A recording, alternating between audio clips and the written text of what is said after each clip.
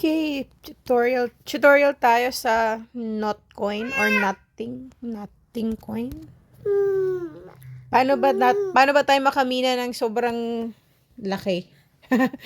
Anyway, so ganito lang yan, guys. Ito tayo sa Nothing.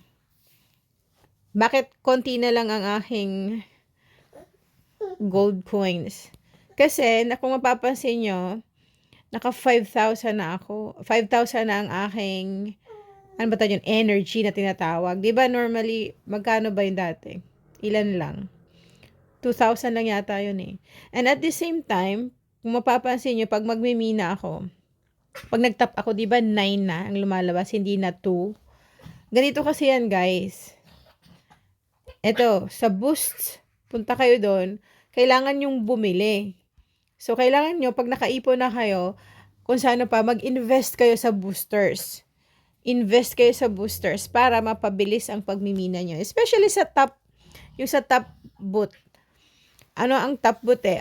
One time bilihan lang pala ang top boot. Unlike sa multi-top tsaka sa energy limit.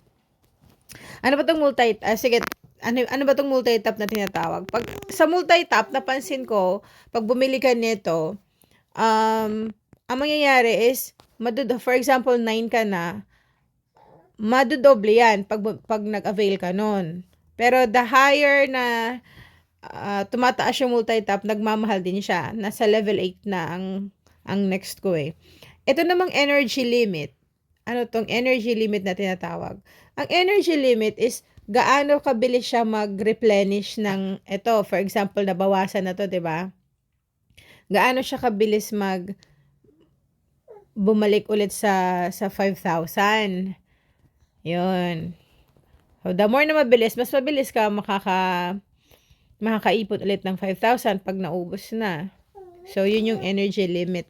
So, now, next sa recharging speed naman. Ay, parang mali ako. Ang recharging speed pala, mali. Baliktad pala. Ang energy limit na tinatawag is ito yung 5,000. Di ba 2,000? Yun yata yun eh. Hindi ko lang nagkabaliktad ako. Basta ganun ang mangyayari. And then sa recharging speed naman is yung gaano siya mag-replenish ng mga na mina mo na. Yun. Anyway, nagkabaliktad ako. Yun yung recharging speed. Ang energy limit is yung from 2,000 naging 3,000, naging 3,500, naging 5,000.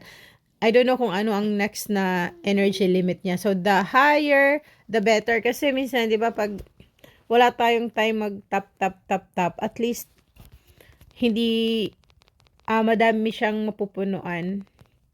Like, mas maganda sana kung 10,000 ang limit para at least, maramihan ka agad.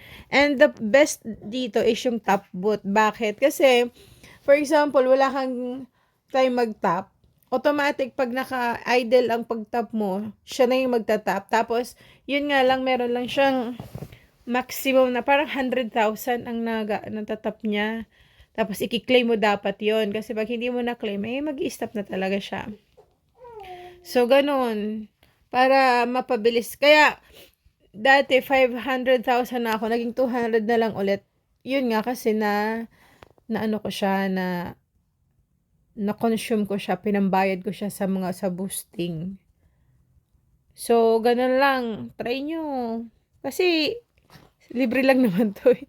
Malay natin, di ba? Matunog eh.